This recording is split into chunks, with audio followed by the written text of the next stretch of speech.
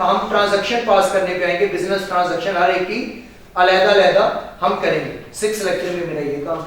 7th में जाके मैं कहीं ना कहीं जाके इनकी आगे जो है वो जर्नल की तरफ आहिस्ता आहिस्ता उन्हें लेके आना शुरू करेंगे और फिर चैप्टर नंबर 1 से शुरू करेंगे, क्योंकि अभी तो मैंने कोई चैप्टर शुरू ही नहीं किया।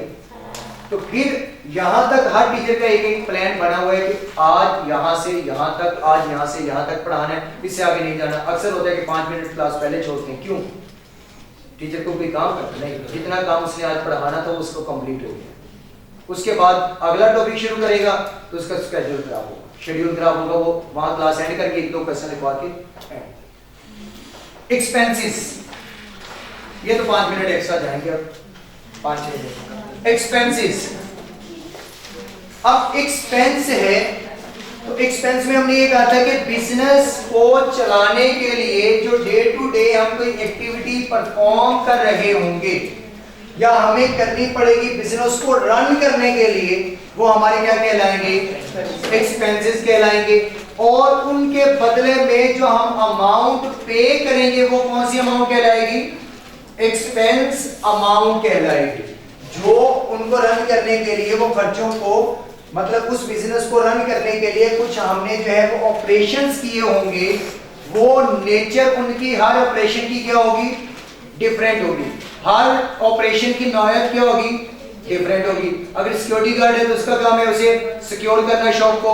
अगर हमने इंश्योरेंस दी है तो सिर्फ इसलिए कि हमारा कोई अगर कोई प्रोडक्ट जल जाती है या बिल्डिंग गिर जाती है तो उसे सिक्योर किया जाए। अगर हम पानी पिला रहे हैं तो कस्टमर कोई जो है इससे हमारा रिटेन रहे।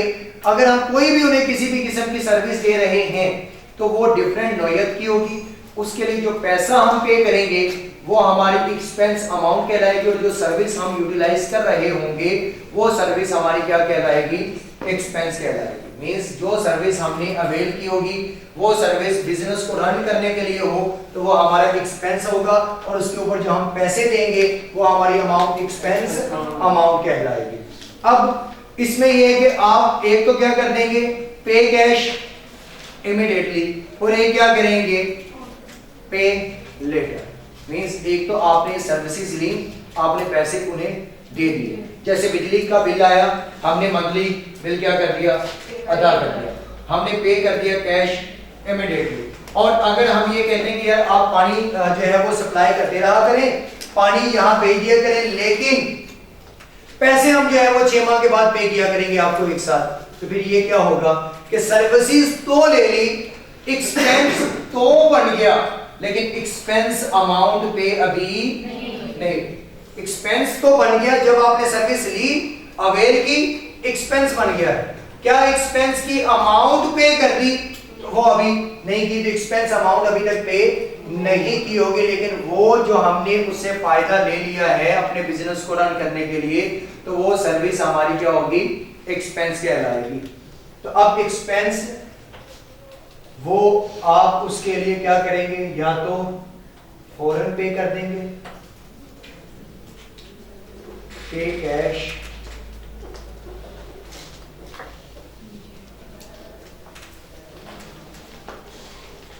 इमीडिएटली, और एक होगा विद पे लेटर। और हम एक होगा कि पे क्या करेंगे? बाद में करेंगे। अब अगर तो एक्सपेंस यानी कि कोई हमने ऑपरेशंस किए या हमने कोई सर्विसेज ली और उसके पैसे साथ ही क्या कर दिए? अदा कर दिए, तो जब हमने वो सर्विसेज ली होंगी तो वो एक्सपेंस हुआ होगा, क्योंकि सर्विसेज लेने एक एक्सपेंस है। तो एक्सपेंस पहले से अप हुआ होगा या डाउन? अप। एक्सपेंस हुआ अप, तो एक्सपेंस अप होगा तो क्या कहेंगे? डेबिट कहेंगे। अगर हुआ एक्सपेंस अप, तो एक्सपेंस अप होता है तो क्या कहते हैं? डेबिट। और बदले में क्या पे किया? कैश। तो जब हमने कैश पे किया तो कैश हमारा क्या हो गया? डाउन हो गया। कैश डाउन तो कैश एक एसेट है, एसेट डाउन तो क्रेडिट। तो कैश एक एसेट है और कैश हो गया काम तो क्रेडिट।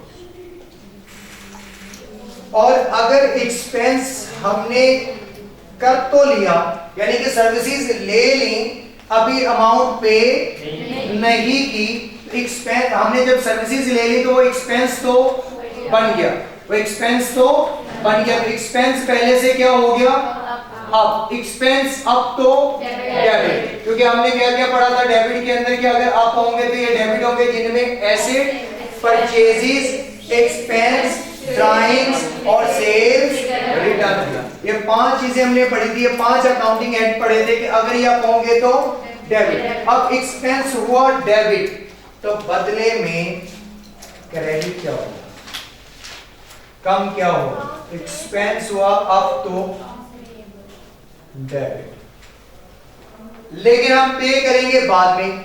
जब हम पे करेंगे बाद में तो हमने 2 से 3 चीजें पढ़ी थी अभी तक, मतलब कि अगर हम खरीद के लाए कोई चीज तो हमने की परचेजेस जब की थी हमने क्रेडिट पे, तो एक का नेम दिया था कि अगर गुड्स खरीदेंगे क्रेडिट पे तो क्रेडिटर, अगर हम नॉन करंट एसेट खरीदेंगे क्रेडिट पे तो account payable.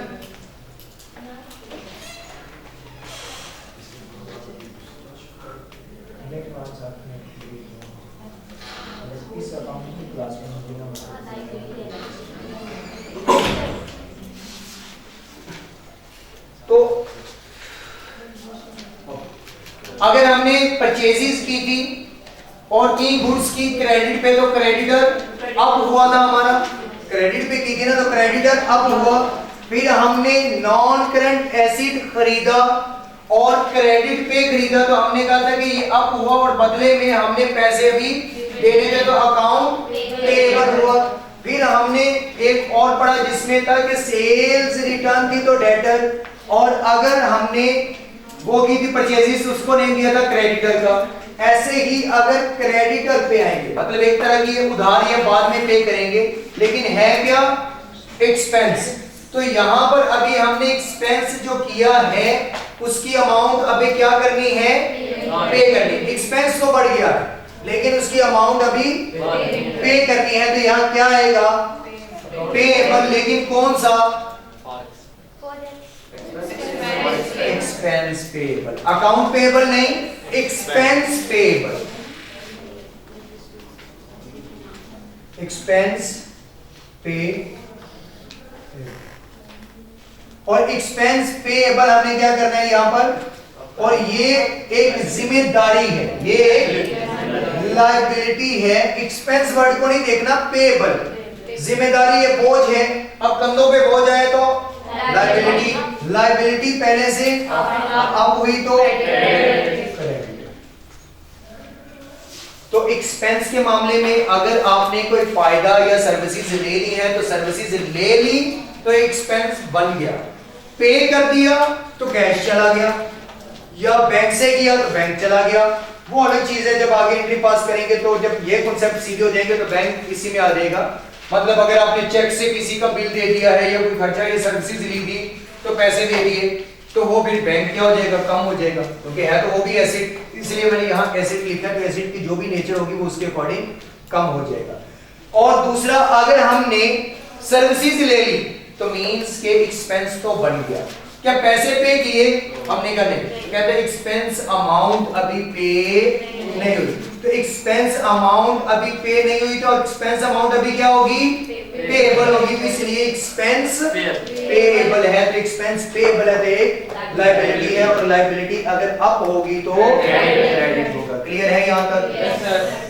Okay, income last है, इनकम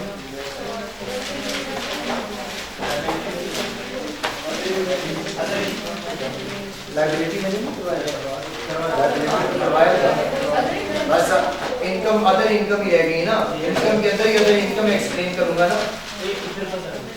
हाँ, अदर इनकम के अंदर ही इनकम लिख रहे हैं ना। मींस अदर इनकम तभी पता चलेगी जब पहले इनकम का पता होगा कि इनकम क्या है, तो ही अदर इनकम पे जाएंगे ना। तो अब आए अदर इनकम पे। अदर इनकम होती है एक वो इनकम में जो अपने जो मेरा कोर एक्टिविटी है बिजनेस की, वहां से कमाऊंगा। और अगर मैंने कहा कि अगर मेरी कोर एक्टिविटी मेरे बिजनेस के एतबार से या लिहाज से क्या है, बुक शॉप चलाना, अब ऊपर मेरी बुक शॉप है, मैं वो चला रहा हूं, वहां से आने वाली इनकम मेरी प्राइमरी इनकम कहलाएगी या मेन सोर्स ऑफ इनकम होगा, तो वो मेरी इनकम ही रहेगी, वो मेरी इनकम रहेगी। लेकिन कॉलेज वाले कहते हैं कि सर आप अगर 2 घंटे यहाँ आके नीचे पढ़ा लिया करें तो आपको हम उसके बदले में पे कर दिया करेंगे, तो जो ये मैं टीचिंग भी कर रहा हूँगा तो ये मेरी कोई प्राइमरी सोर्स ऑफ इनकम होगा? नहीं, ये मेरा सेकेंडरी सोर्स ऑफ इनकम है। यानी कि अगर मुझे किसी अदर सोर्स से कोई पैसा आएगा या इनकम आएगी तो वो मेरी अदर इनकम कहलाएगी।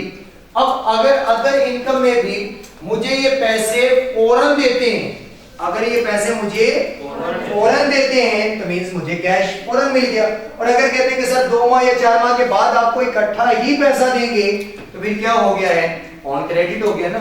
मतलब मैंने जो इनकम कमाई है मैं वो रिसीव करूंगा लेटर, और एक मैंने रिसीव इमीडिएटली।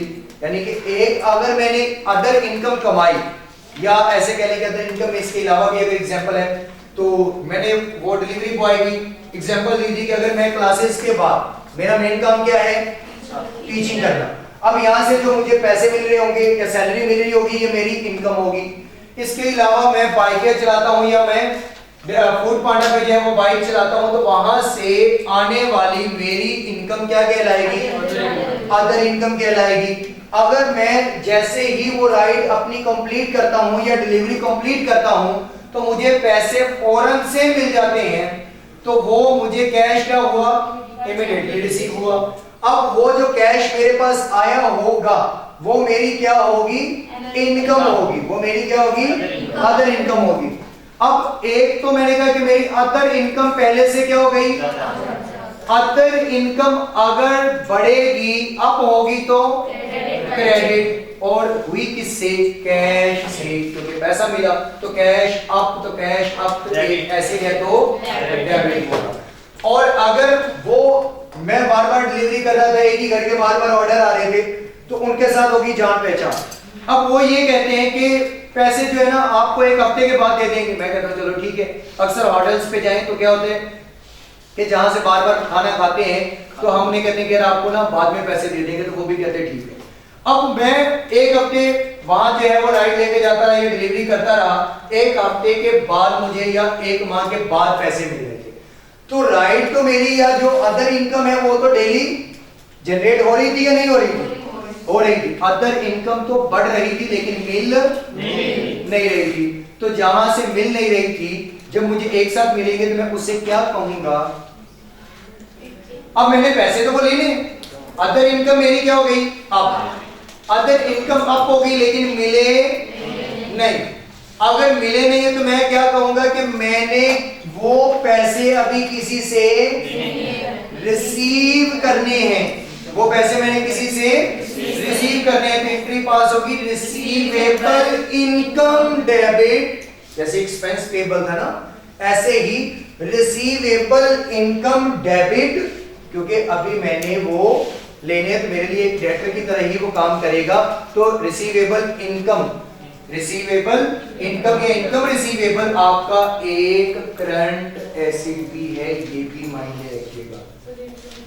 ये आपका एक करंट एसेट भी है क्योंकि आपने क्या करना है, इससे पैसे लेने और नियर फ्यूचर में लेने ना, मतलब 12 माह के कम पीरियड के अंदर पैसे लेने, तो ये आपका करंट एसेट भी है, चलता फिरता आपको दिखेगा तो आपको खुशी भी होगी। आप कहेंगे कि इनकम रिसीवेबल एक एसेट है, वो अप हुआ है तो डेबिट, और अदर इनकम अप हुआ है तो क्रेडिट। जी क्लियर हो गया? तो यहां तक आपके सारे के सारे को मैंने जो नेम हेड लिखवाए थे 10, वो सारे क्या हो गए हैं, कंप्लीट हो गए। तो कल इंशाल्लाह हम पहले लोन को डिस्कस करेंगे, क्योंकि अभी एक लोन की टर्म अंदर रहती है। तो क्योंकि मैंने long term short term loan ये तो बोल दिया था कि 1 साल के लिए 2 साल के लिए, लेकिन अगर लोन लेंगे तो इंटरेस्ट क्या क्या पास होंगी ये इंशाल्लाह कल पढ़ेंगे इंशाल्लाह। और उसके बाद फिर इनके ट्रांजैक्शन की तरफ आएंगे, हर एक की कैसे कैसे ट्रांजैक्शन पास है।